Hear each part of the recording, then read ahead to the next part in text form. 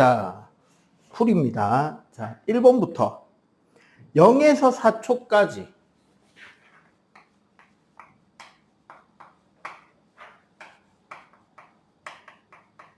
0에서 4초까지 평균 속력을 구하라잖아. 그죠? 근데 0에서 4초까지의 그래프만을 놓고 따지면 어떻다? 속력이 일정하게 변하고 있는 그래프지. 자, 속력이 일정하게 변하는 그래프의 평균 속력은 뭐다? 시작 속도와 끝 속도 중간값으로 바로 구할 수 있다. 그죠? 그러니까 얼마? 여기가 0, 여기가 10이니까 5m/s 이렇게 해도 되고, 아니면 다른 방법, 이 삼각형 넓이가 뭐가 돼요? 이동 거리가 되지. 맞지? 그러면 삼각형 넓이는 얼마야? 20m잖아. 그거를 몇 초 동안에? 4초 동안 움직였으니까 5m/s 해도 되죠. 그러면 2번은 전체의 평균 속력인데, 요거는 3번하고 같이 구해봅시다. 3번이 전체의 이동 거리잖아. 전체의 이동 거리면 결국 뭐냐면 이 그래프 사다리꼴 넓이의 총합이 이동 거리죠. 그럼 얼마? 여기가 20, 여기가 60, 그리고 여기가 10이잖아. 맞지? 그러면 총 이동 거리가 얼마? 90m네. 그럼 얘는 12초 동안에 90m를 갔으니까 3으로 나누면 30. 7.5m/s 나온다. 그죠? 응? 이렇게 하면 1, 2, 3번까지 다 됐고. 4번. 자, 가장 빠른 것부터 구하라 하셨는데, 144km를 2시간. 그러면은 72km/h. 그럼 얼마? 20m/s. 100m를 20초라 그랬으니까 5m/s. 1분에 2400m. 그럼 60초에 2400 나누면 40m/s 맞나요? 자, 시속 108km.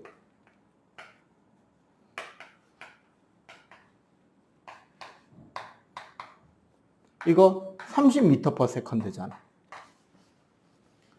자, 빠른 것부터. 치타, 야구공, 자동차, 사람. CDAB. 자, 5번 문제. 시간 기록계에서 핵심은 1초에 60타점이잖아. 그러면 6칸이 0.1초니까 지금 저기 AB 사이가 6칸이죠. 점 사이 간격이. 그러니까 얼마? 0.1초. 한 타점에 60Hz니까 한 칸이 60분의 1초. 한 칸이 60분의 1초. 그래서 0.1초. 그럼 속력은 6m/s. 자, 진공중에 자유낙하하는 거는 둘 다 속력이 일정하게 증가하고 같이 떨어지죠? 그래서 기억디귿 3번. 자, 7번 문제는 그래프 한번 잘 보세요. 자, 거리 시간 그래프는 기울기가 뭐다? 속력이라 그랬지. 그러면 A는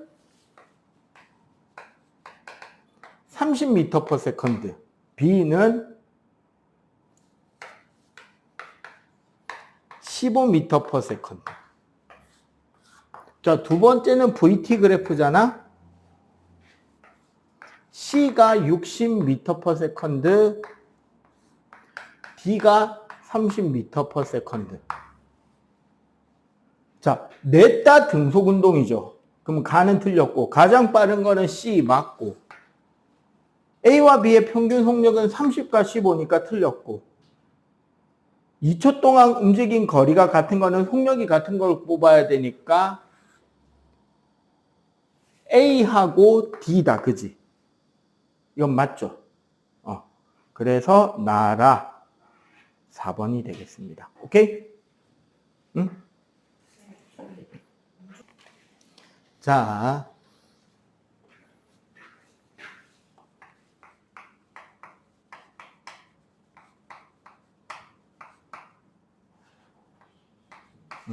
일과 에너지입니다.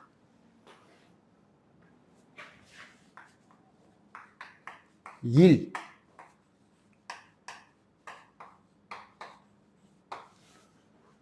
영어로 work, 기호는 대문자 W를 쓰고요. 그 단위는 우리가 단위로서는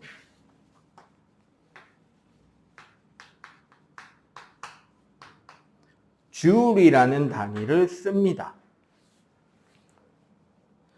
자, 일이라는 단어를 공부할 때 우리가 이제 조심해야 되는 포인트는 어디냐?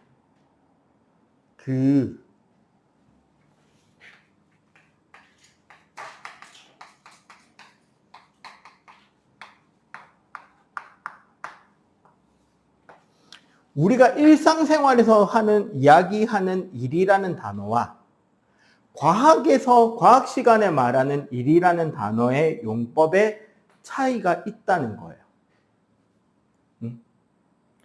과학 시간에 말하는 일이라는 것은, 과학에서 말하는 일은 첫 번째로, 일단 기본적으로 물체에다가 첫 번째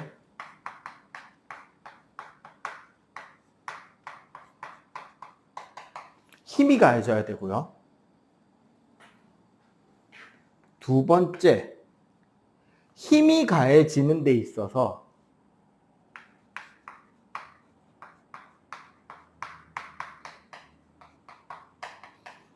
이동거리가 발생하되, 세 번째, 힘의 방향과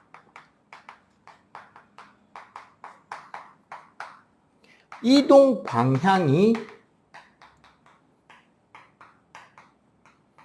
일치해야 한다는 데 있어요. 자, 그래서 과학에서 말하는 일은 첫 번째, 힘과 관련이 있겠죠? 두 번째, 이동 거리가 생겨야 되고요. 세 번째 거에서 봐봐. 방향을 일치시킨다라는 말이 조금 이제 수학적으로 어렵게 표현하면 스칼라다 뭐 이런 뜻이 되는데, 이런 거예요. 봐봐. 수평면에 어떤 물체가 있는데, 이 물체에 대해서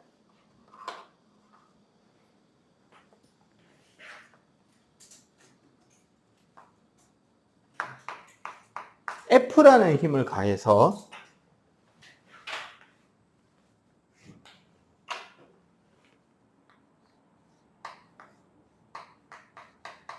여기서 여기까지 S만큼의 이동을 했잖아.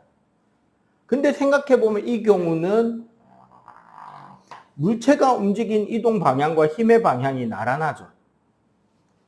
이렇게 나란할 때는 그냥 일의 양은 F 곱하기 S 그냥 이렇게 계산하면 끝이 나. 그런데 어떤 경우가 있을 수 있느냐? 물체에다가 물체가 움직일 거 아니야, 이렇게 옆으로. 맞죠? 물체가 움직여 가는데 힘의 방향이 요렇게 비스듬하게 힘이 가해지는 경우도 있을 수 있죠. 그지? 이럴 땐 우리가 어떻게 이해를 해야 되느냐? 요 힘의 방향에 대해서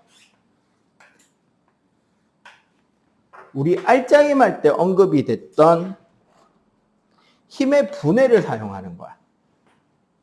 어떤 식으로? 이 힘에 대한 수평 방향의 힘이 있을 거고, 그지? 이 힘에 대한 수직 방향의 힘이 생길 거 아니야. 이때 수평 방향으로 움직인 거리가 이동거리 S. 만약에 물체가 올라갔다면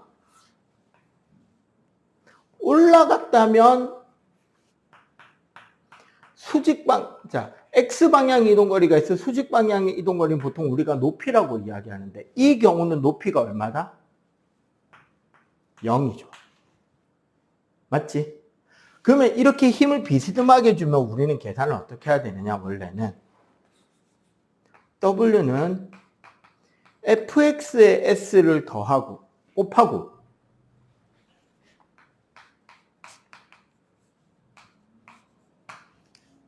수직으로 가해진 힘에 수직으로 움직인 높이를 곱해서 둘의 값을 더해야 되는 거야. 그런데 현재 h가 얼마다? 0이죠. 그렇고 지금 여기에 fx의 크기가 얼마다? f 코사인이 되죠. 여기 각을 세타라고 할 때. 삼각비는 배웠죠? 자, 이렇게 되기 때문에 W는 fxs를 결국 어떻게? fs 코사인 세타라는 형태의 식으로 설명할 수 있게 되고. 그래서 뭐가 되느냐?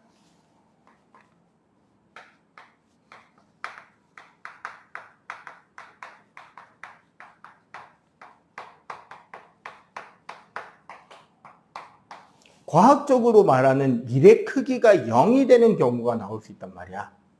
언제?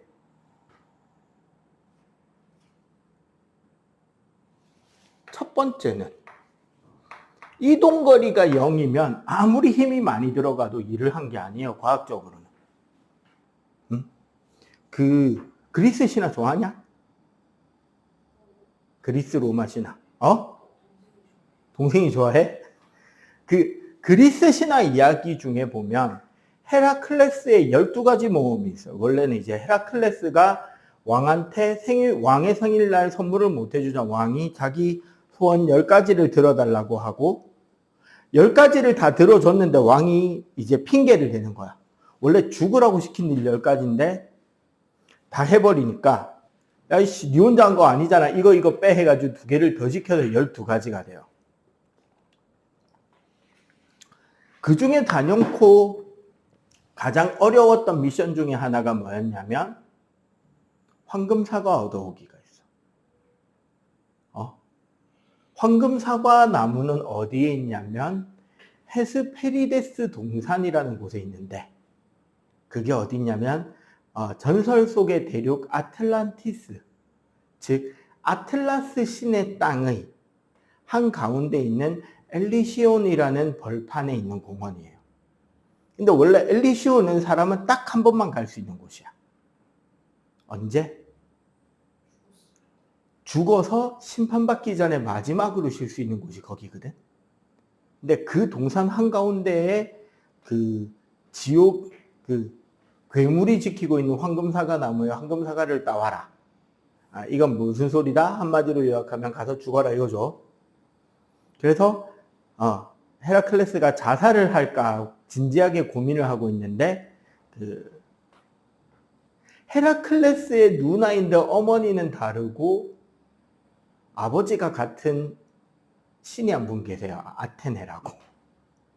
그리고 그 왕하고도 별로 안 좋아하고 왕이 섬기는 헤라 신하고도 별로 안 좋아해요. 왜? 헤라클레스도 제우스의 아들이고 아테네도 제우스의 딸인데 헤라의 딸과 아들은 아니야. 별로 안 좋아할 만하겠다, 그지? 그래서 아테네한테 물었더니 아테네가 저기 어떻게 해서 쭉 저 끝에 가면 그 제우스 신이 어릴 때 티타노마키아, 그러니까 티탄 신들과 전쟁을 치를 때 번개 잘못 던진 게 하늘 기둥 하나를 박살내는 바람에 하늘이 넘어질 뻔하는 거를 그 거신들의 중 한 명을 불러다가 대신 하늘을 들고 서 있게 했는데 그 왕의 이름이 아틀라스 신이다. 근데 아틀란티스는 그 왕의 땅이다. 자기가 생각하건대 그동안 벌을 충분히 많이 받았으니까 네가 그 신한테 찾아가서 그 신 바로 옆에 있는 제일 높은 산 꼭대기에 올라가서 하늘을 향해 두 팔을 뻗으면 네 키면 하늘에 팔이 닿을 거다. 그래서 네가 한 하루 정도 하늘을 대신 좀 들고 있고 아틀라스 신한테 하루 정도의 휴가를 주면 고향 갔다가 오는 길에 황금사과 하나 정도는 따다 줄 거다. 뭐 그런 식으로 이제 꼬드겨서 황금사과를 얻으면 된다는 걸 가르쳐줘요. 그래서 아틀라스 신이 하루 동안 휴가를 갔다 왔고 헤라클레스는 그 하루 동안 아틀라스 신 대신에 하늘을 들고 서 있었어요. 헤라클레스가 하루 동안 한 일의 양은 얼마인가? 정답은 0이죠. 왜? 안 움직였으니까. 힘의 크기가 아무리 많든 적든 상관없이 움직이지 않으면 무조건은 뭐다? 0이다. 한마디로 이동하지 않으면 0입니다. 두 번째,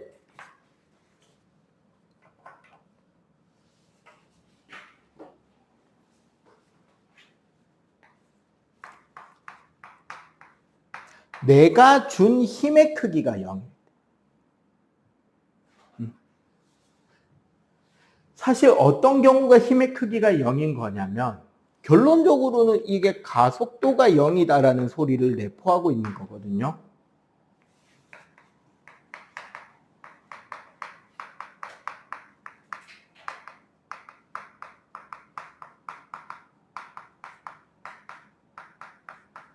마찰력이 존재하지 않는 수평면에서 물체를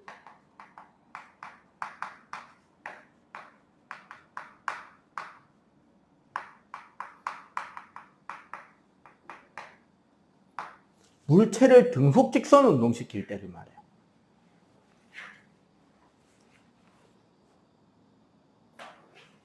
바닥에 마찰력이 있는데 내가 물체를 일정한 속력으로 밀고 갔다는 거는 나는 물체한테 힘을 주고 있다, 안 주고 있다?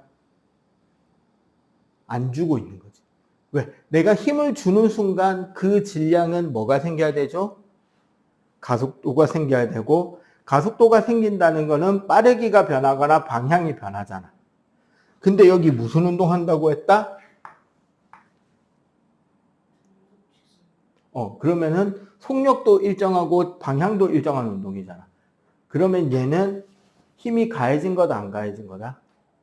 안 가해진 거죠. 마찰이 없는 수평면에서 물체를 등속 직선으로 밀고 갔다. 이건 내가 힘을 안 줬다는 소리입니다. 비슷한 예로 중력이 없는 우주 정거장에서 물체를 일정한 빠르기로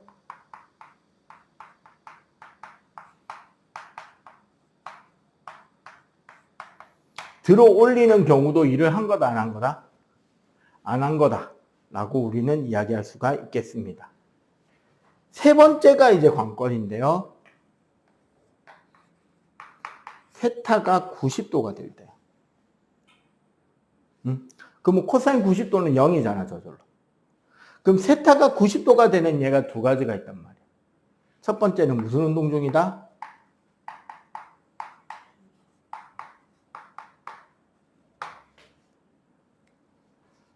두 번째는 요게 이제 제일 중요하죠. 물체를 들어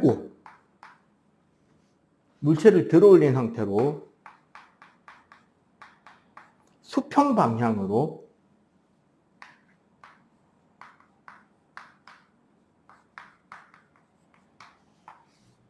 들어 올린 채가 중요합니다. 왜냐하면 내가 물체를 들어 올리는 거는 힘을 가하는 방향으로 물체가 움직인 거잖아. 들고 가만히 서 있는 건 일이다 아니다? 일이 아니죠. 왜? 안 움직였으니까. 근데 물체를 들고 이렇게 옆으로 일정한 속력으로 움직이면 이건 일을 하는 거다 안 하는 거다? 안 하는 게 돼요. 왜냐하면 물체에 가하는 내 힘의 방향은 어딘데? 물체를 들고 있기 위해서는 위로 가야 되지. 근데 물체는 어디로 움직였어? 수직이네? 그래서 일이 아닙니다.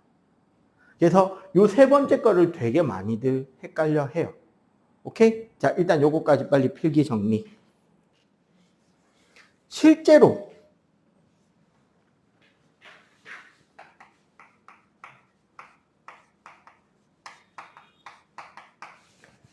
일을 계산하는 실제가 어떻게 풀리는지를 한번 보도록 합시다. 우리가 중등교과에서는 일의 양을 계산하는 패턴이 두 가지예요. 일단 첫 번째, 우리가 요 단어, 일을 배울 때 하는 단어는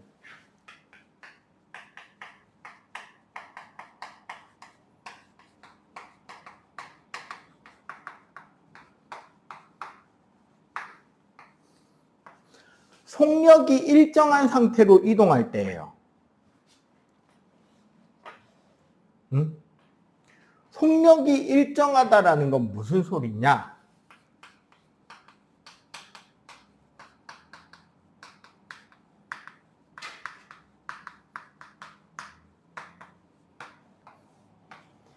힘의 평형 상태에 놓여져 있다는 소리입니다.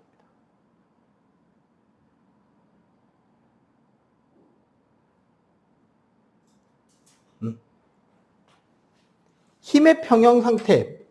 그래서 봐봐.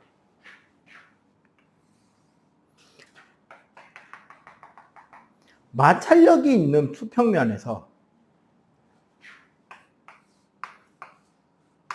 내가 어떤 물체를 어떤 쪽으로 F의 힘을 들어서 잡아당기는데 무슨 상태? 평형 상태를 유지하려면 여기서 반대쪽으로 뭐가 생겨야 된다? 마찰력이 생겨줘야 되죠. 그지? 그리고 여기서 중요한 거, 내가 당기는 힘과 이 물체가 받고 있는 마찰력의 크기는 어때야 된다? 같아야지 평형이 유지가 되겠다. 그지? 그래서 이런 경우는 이제 간단하죠.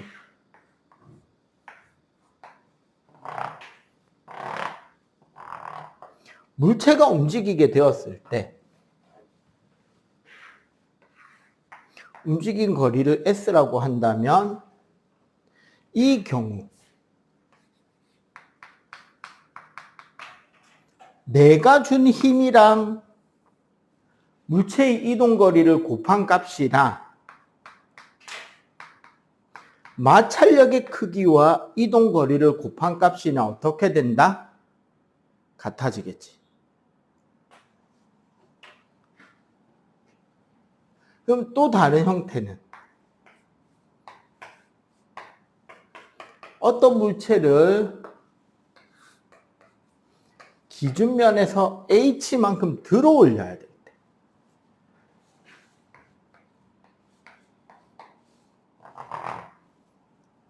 들어 올린다고 할 때는 어때요?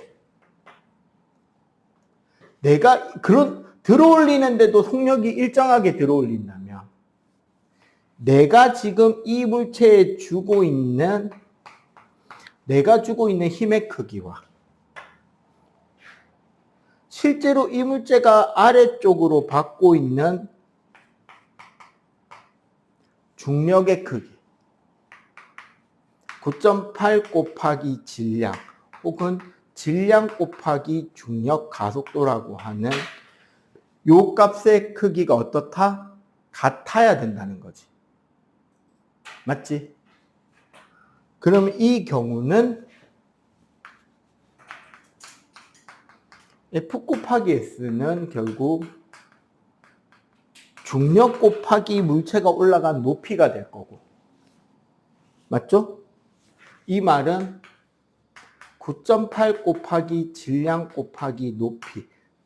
요때는 이 질량 단위가 킬로그램으로 나타나질 거고. 혹은 W 곱하기 H. 이때 우리 W는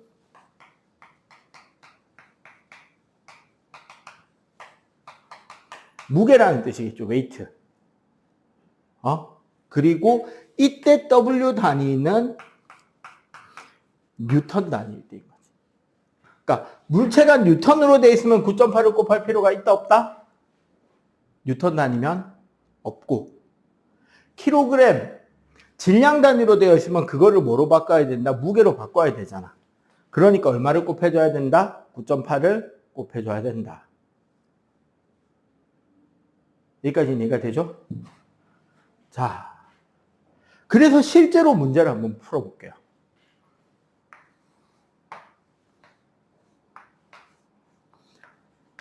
(5kg짜리) 물체를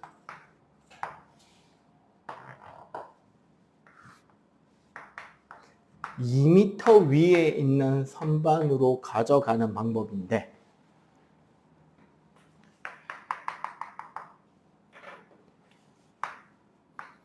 10N의 힘으로 3m를 잡아당 끌고 온 뒤에 얘를 2m 위에 선반에 올리는 경로를 1번 경로, 이렇게 가는 경로를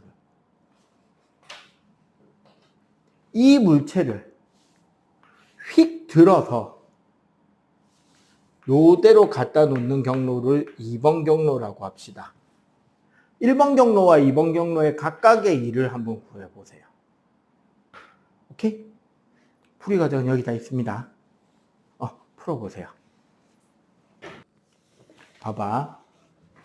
1번은 그러니까 한 번에 풀려고 할 필요가 없어요. 차분차분하게 하면 돼. 여기에 있는 물체를 여기까지 끌고 가는 일의 양이잖아. 수평으로 잡아당겨서 끌고 가는 일의 양. 자, 수평으로 끌고 가는 일의 양은 내가 당기는 힘이랑 끌려간 거리를 곱한 거잖아요. 맞지? 그러면 뭐 곱하기 뭐를 해야 된다? 수평으로 가는 일은? 그치. 10N에 3m를 곱하면 몇 줄? 30줄이지. 그 다음에 얘를 들어 올리는 일의 양이잖아. 맞죠? 들어 올리는데 얘가 지금 뉴턴으로 돼 있어요? 킬로그램으로 돼 있어요? 킬로그램으로 돼 있잖아. 그럼 수직으로 들어 올리는 일의 양의 공식은 밑에 걸 써야 돼? 얘를 써야 돼? 얘를 써야 돼. 그럼 수직으로 들어 올리는 일의 양은 9.8 곱하기 5 곱하기 2잖아. 그럼 몇 줄? 98줄이지. 그러면 얘를 수평으로 당겨서 수직으로 들면 해야 되는 일의 양은? 그렇지. 128줄이 되는 거죠. 맞지? 그런데 요거 생각해봐. 그러면 얘를 들어 올리는데 몇 줄 들어간다고? 98줄 들어가죠. 얘를 여기까지 갖다 놓는데 몇 줄 들어가게? 아니죠. 0이죠. 왜 0이게? 요거 알면 오늘 앞부분 절반에서 배워야 되는 거 중요한 거를 기억을 놓치지 않았다는 겁니다.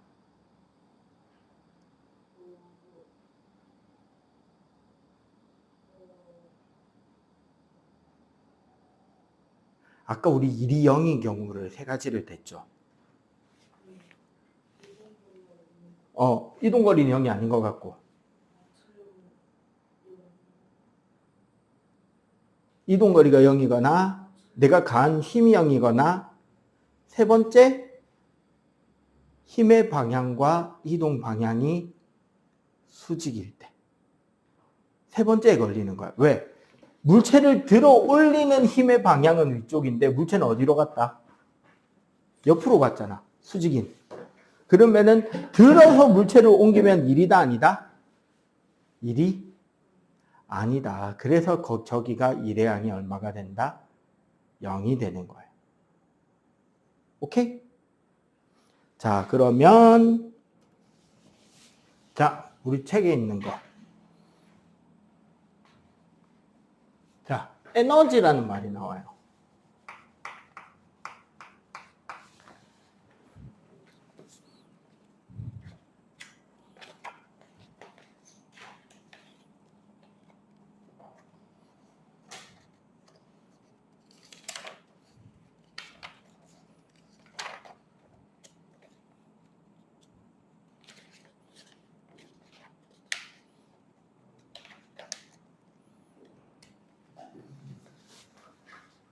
자, 에너지라는 것은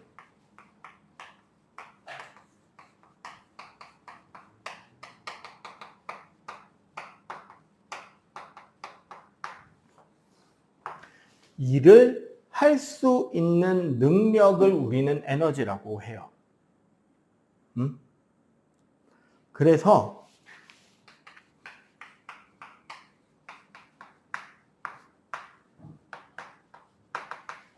일 에너지 원리라는 개념이 있습니다. 오늘은 많이 안 나가요. 대신에 이 부분에 대해서는 내가 프린트를 따로 줄까요? 오늘은 과제를. 자, 일 에너지 원리라는 거는 이런 거예요. 내가 전에 한번 이야기한 적이 있을 거예요. 개와 주의가 분리되는 거. 내가 어떤 우주 전체에 대해서 어떤 실험을 하는 데 있어서 내가 관심을 두는 영역을 우리는 개라 그래. 그리고 그 바깥을 우리는 주위라고 한단 말이야. 내가 물체를 들어 올린다, 물체를 위에서 떨어뜨린다고 한다면 진짜 관심 있는 건 그 물체잖아. 물체를 하나의 개로 두고 실험자는, 물리학에서 실험자는 어디에 있느냐? 주위에 위치합니다. 알겠어요? 그러면은 요 과정에서 이걸 봐봐. 내가 물체에다가 일을 해주면 이걸 이제 개와 주의로 표현하자면 뭐다? 주위에서 개에게 일이라는 거를 해준다는 거죠. 맞지? 일이라는 녀석을 해주게 되면 어떻게 된다?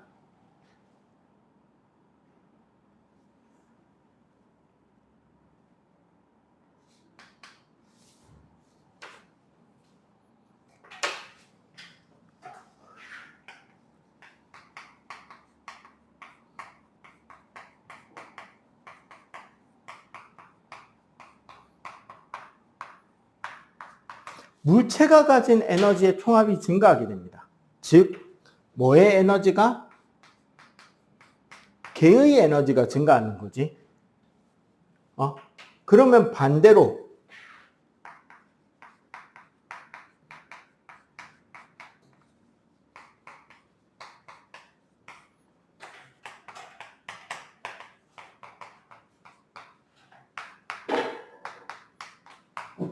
물체가 외부에다가 일을 하게 되면,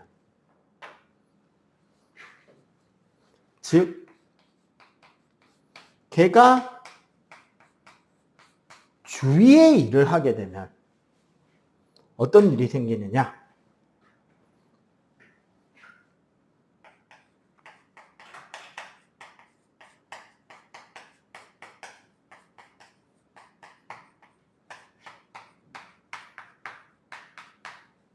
물체가 가지고 있는 에너지의 총합은 감소하고 대신에 그 일을 받은 외부가 지닌 에너지는 증가합니다.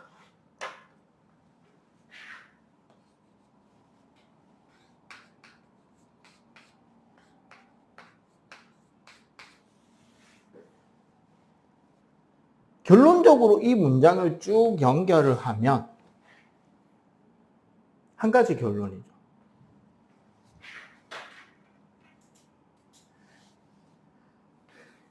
일은, 자, 에너지는 우리가 일을 할 수 있는 능력이라 그랬잖아. 그 말은 일은 에너지를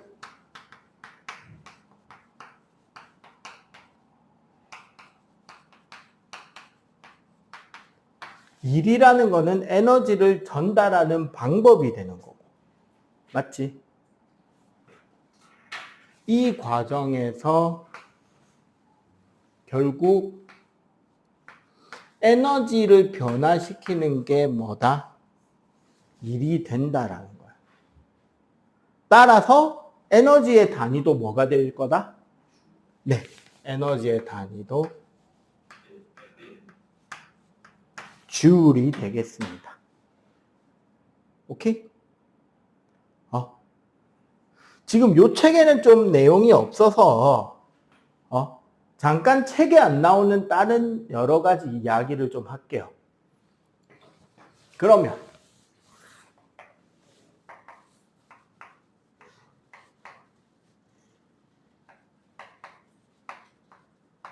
이러한 에너지들에는 어떤 에너지가 있느냐? 어떤 에너지들이 있는지를 살펴보자면 첫 번째,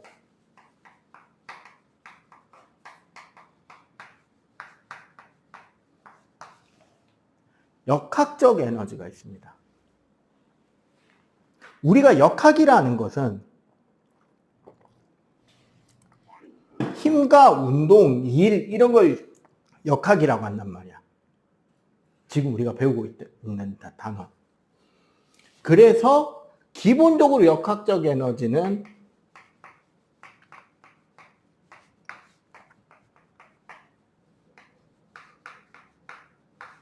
위치 에너지라는 말과 운동 에너지라는 말을 배우게 될 거고요. 위치 에너지란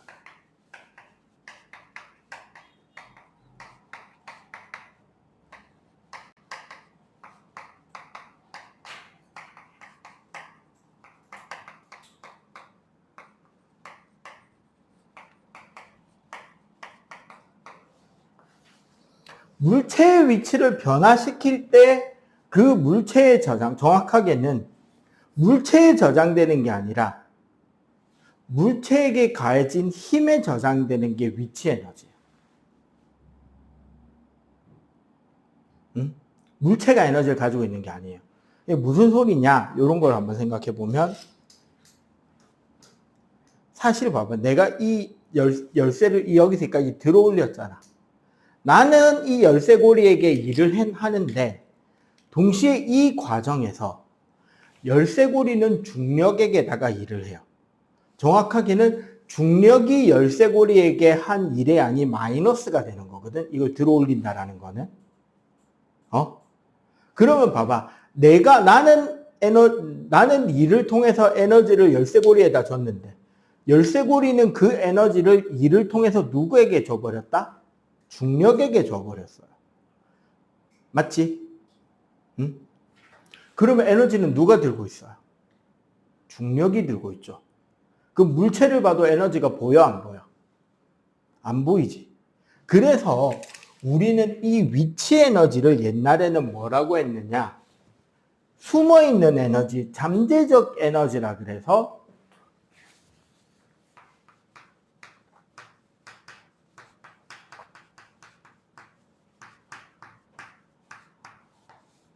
포텐셜 에너지라고도 불렀어.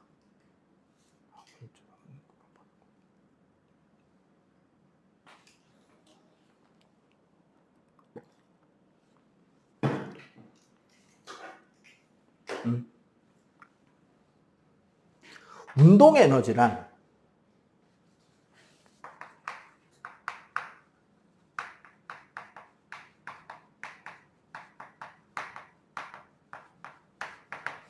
운동 중인 물체가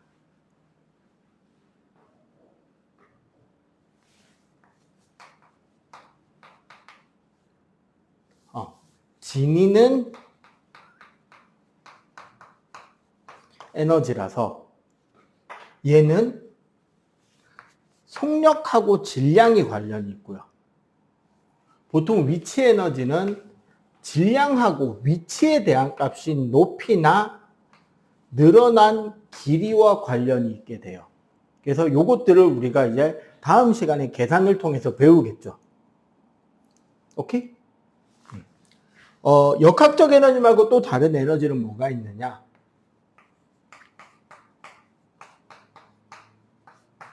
열이 있습니다.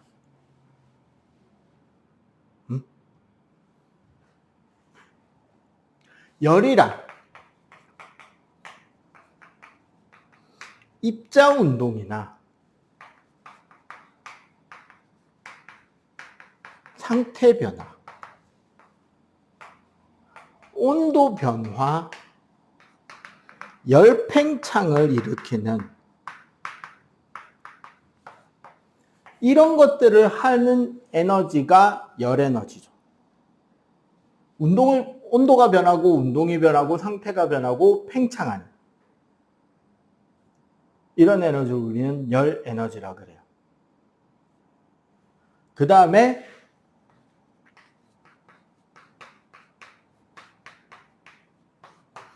전기 에너지라는 게 있습니다. 전기 에너지란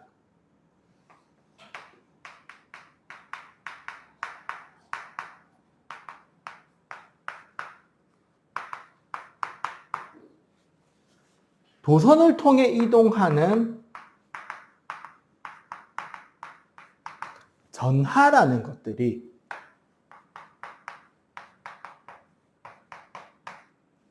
운반하게 되는 에너지를 우리는 전기 에너지라고 하고요.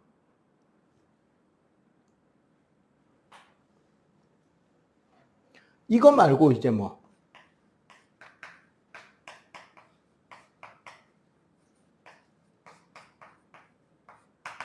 빛이나 파동을 통해 전달되는 에너지를 빛 파동 에너지라고 합니다. 자, 여기까지가 주로 물리학에서 다루는 에너지, 특히 중등 과정 물리학에서 다루는 에너지들인데, 이렇게 놓고 보니까 우리 배운 단원들이네? 그지? 이거 말고 다른 에너지는 없느냐? 있어요. 우리가 화학과 생물 시간에 배우는 에너지가 있습니다. 바로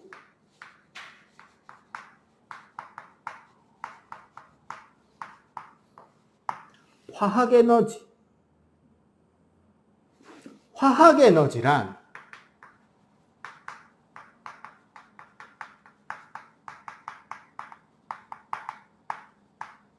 원자와 원자가 화학적으로 결합을 하잖아. 그 화학적 결합에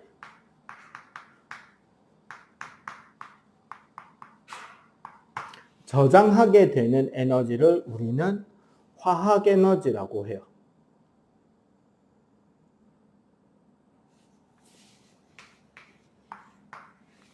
원자와 원자가 화학적 결합하는 데 저장하는 에너지고, 요 에너지에 뭐가 포함이 되느냐? 우리 영양소의 열량 있죠. 음식, 과자 이런 거 보면은 열량 몇 킬로칼로리 적혀 있잖아. 그게 화학 에너지고,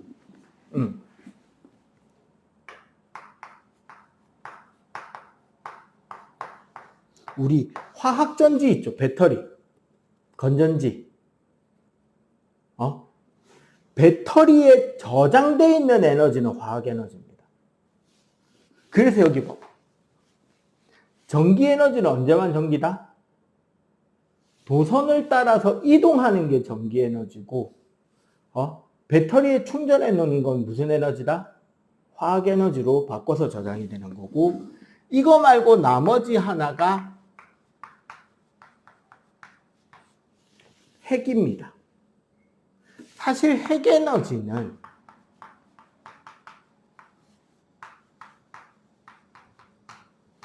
질량이 에너지라는 거예요. 어떻게? 이 공식은 많이는 봤죠. 이게 뭐냐면 정확하게는 이렇게 써야 되거든. 원자 핵이 바뀌는 반응이 있어요. 이걸 우리는 핵반응이라 그래. 가벼운 원자들이 뭉쳐져서 무거운 원자가 되는 핵융합도 있을 수 있고, 무거운 원자를 쪼개서 가벼운 원자로 바꾸는 핵분열이 있을 수도 있는데, 핵융합이 되거나 핵분열이 될 때, 이 두 가지 상황 모두에서 나타나는 특징이 질량이 갑자기 사라져요. 극히 일부가.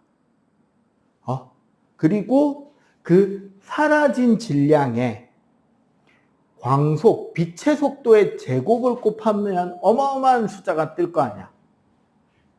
그 숫자만큼의 에너지가 방출이 됩니다.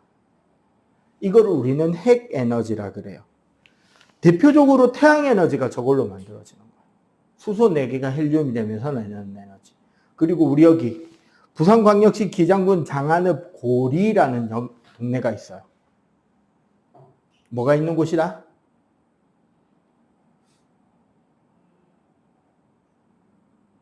원자력 발전소가 있습니다.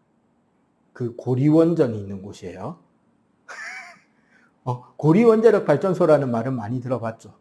그 고리가 진짜 동네 이름 고리입니다. 그 고리 원자력 발전소, 그 고리에 있는데, 우라늄이라는 이제 자연계에 존재할 수 있는 가장 무거운 원소에 중성자라는 걸 쑤셔 넣으면 이 우라늄 원자핵이 쩍 하고 두 개로 쪼개지거든. 쪼개질 때 질량이 사라져요, 일부가. 그 사라지는 질량이 에너지로 바뀌고 그 에너지를 가지고 우리가 전기를 만들어내는 거죠. 물을 끓이고 해서. 이런 것들이 다 에너지들이에요. 그리고 중요한 것. 이런 에너지들은 맨 처음에 만들어진 상태 그대로 존재하는 것이 아니라 어떻게 된다? 끊임없이 다른 에너지의 형태로 바뀔 수 있어요. 자, 봐봐. 우리 천정에 지금 LED 등 있잖아. 무슨 에너지가 무슨 에너지로 바뀌죠?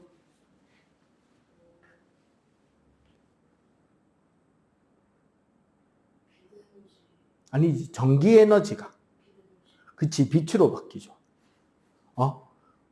우리가 음식을 먹고 지금 선생님이 수업한다고 막 목소리를 내잖아. 이거는 무슨 에너지가 무슨 에너지로 바뀐 거다? 음식을 먹었으니 화학 에너지죠.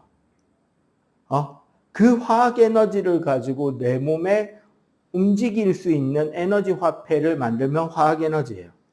그리고 그 에너지는 선생님의 체온 유지에 쓰이는 열 에너지와 내 근육을 움직이는 전기 신호를 만드는 에너지로 바뀌고, 그렇게 해서 나온 파동 에너지, 즉 소리는 공기 중에서 뭐로 바뀌면서 사라지느냐? 열이 되면서 사라져요. 원래 에너지가 바뀔 때 제일 조심해야 되는 게 하나의 에너지가 다른 에너지로 전환되는 과정에서는 항상 열이 납니다. 그리고 열 에너지는 아주 하급의 에너지라고 부를 수 있어요.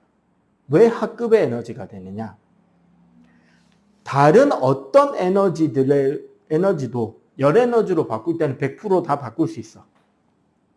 근데 열 에너지를 100% 다른 에너지로 바꾸는 건 가능하다, 불가능하다? 불가능합니다. 그러니까 한번 열 에너지로 생기고 나면 그 에너지를 100% 다시 끄집어내기는 쉽다, 어렵다? 매우 어렵다. 사실 불가능해요. 그러니까 열 에너지로 전환이 된다는 소리는 에너지가 더 이상 못 쓰는 에너지가 많이 생기는 거죠. 그래서 우리는 뭘 해야 된다? 에너지를 아껴 써야 된다. 우리가 더 이상 사용하지 못하는 에너지로 변해서 사라질 수 있기 때문에. 오케이? 자, 그럼 여기 칠판 우리 필기 덜한 거 마저 풀고요.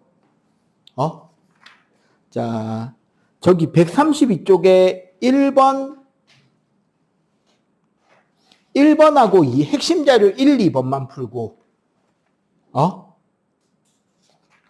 일단 핵심 자료 1, 2번만 풀고 계셔보세요. 선생님 프린트를 좀 뽑아볼게요. 그리고 이제 요거 개념 하나만 딱 더 배웁시다. 바로 뭐냐면, 이게 이번에 개정교과에서 어떤 책은 빠지고 어떤 교과서는 안 빠진 내용이 하나 있어가지고, 일률이라는 개념이 있어요. 영어로는 파워라는 단어를 쓰고 기호는 P입니다. 일률이란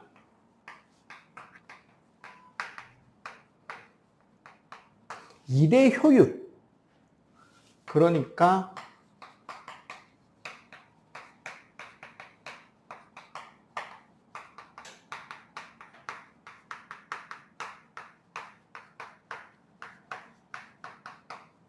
단위 시간 동안에, 일정한 시간 동안에 얼마나 많은 양의 일을 할 수 있느냐에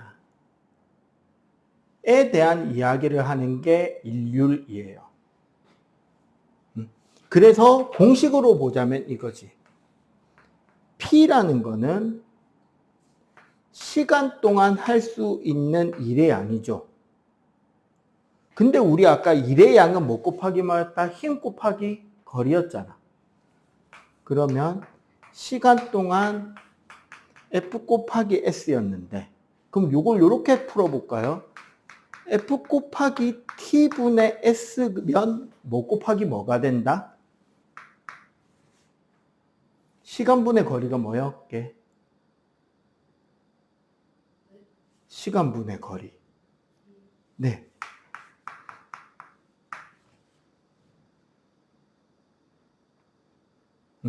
그 말은 일률이 크다라는 말은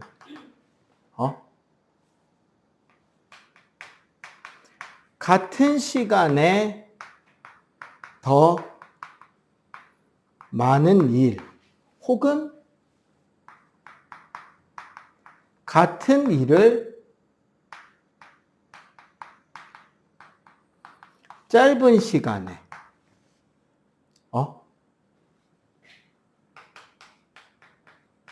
같은 빠르기로 더 큰 힘이 될 수도 있고,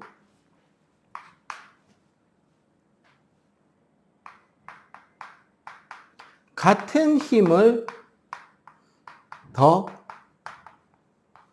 빠르게 낼 수 있는 것이 전부 다 일률이 크다라는 거고, 사실 이 이면에 숨어있는 이야기는 뭐가 되냐면, 같은 시간에 에너지도 소비량도